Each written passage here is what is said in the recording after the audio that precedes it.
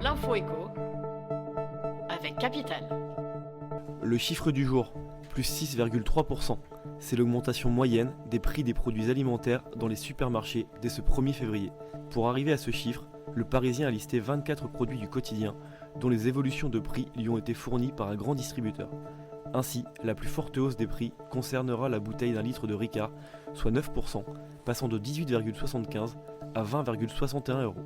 Derrière, on retrouve les céréales Choc à Pic, plus 9,3%, le camembert Président, plus 8,6%, ou encore le Nutella, plus 8,4%. La raison ? Dès ce 1er février, la loi alimentation oblige la grande distribution à vendre un produit au moins 10% plus cher que ce qu'il lui a coûté. Cette hausse des prix sera donc principalement visible dans les enseignes qui se livrent à une guerre des prix. Le coup de gueule du jour est poussé par Nicolas Dupont-Aignan. Contacté par Capital, l'ex-candidat à la présidentielle s'élève contre la nouvelle hausse des tarifs de péage attendue au 1er février. Pour lui, cela résulte du gel des tarifs juste avant les élections de 2017 par Ségolène Royal et Emmanuel Macron lorsqu'ils étaient ministres. Pour Nicolas Dupont-Aignan, tous deux savaient très bien que les sociétés d'autoroutes obtiendraient légalement un rattrapage des tarifs par la suite. Le président de Debout la France réclame aussi un retour des sociétés d'autoroutes dans le giron de l'État. L'info pratique Capital. Les prix de l'immobilier vont-ils repartir à la baisse en 2019 ? Si le marché se porte encore très bien, l'augmentation continue des prix rogne doucement le pouvoir d'achat immobilier des ménages. Même les taux des crédits, pourtant très bas, ne parviennent plus à le maintenir.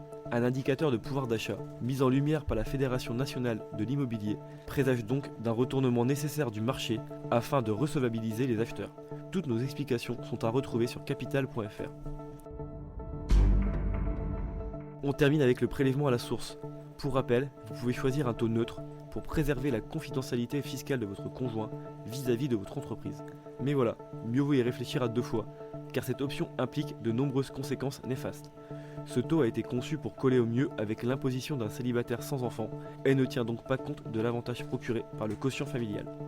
Ainsi, le taux neutre est pénalisant pour tous les contribuables, mais surtout les familles nombreuses.